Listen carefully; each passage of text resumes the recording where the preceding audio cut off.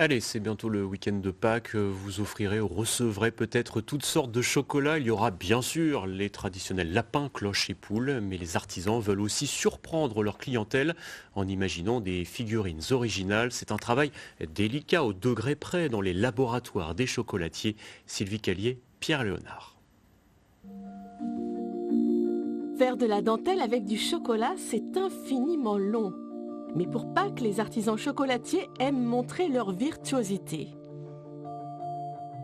Le but, c'est faire plein de petites boucles dans le moule, faire 3 couches, et à la presse, ça donnera un effet dentelle qui a été assez spectaculaire. Il faut que le moule soit à la bonne température pour pas qu'il y ait de choc thermique. Il faut que la couverture soit pas trop fluide, pas trop épaisse. Vous savez que ça va être classé en 1 seconde? Oui. Ah, mais tous les chocolats ont cette destinée, on va dire. Après Noël, Pâques est le deuxième événement de l'année pour les chocolatiers. Dans cette entreprise artisanale de Saint-Pierre-les-Elbeuf, on travaille à partir de la fève de cacao et les figurines sont imaginées 1 an à l'avance.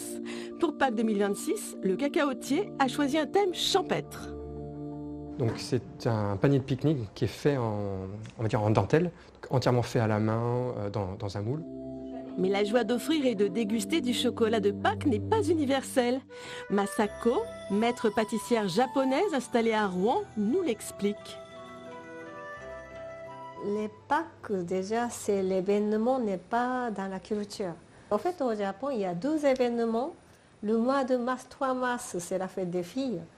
Et 5 mai, c'est la fête des garçons.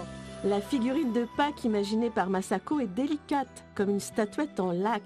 Mais c'est du chocolat.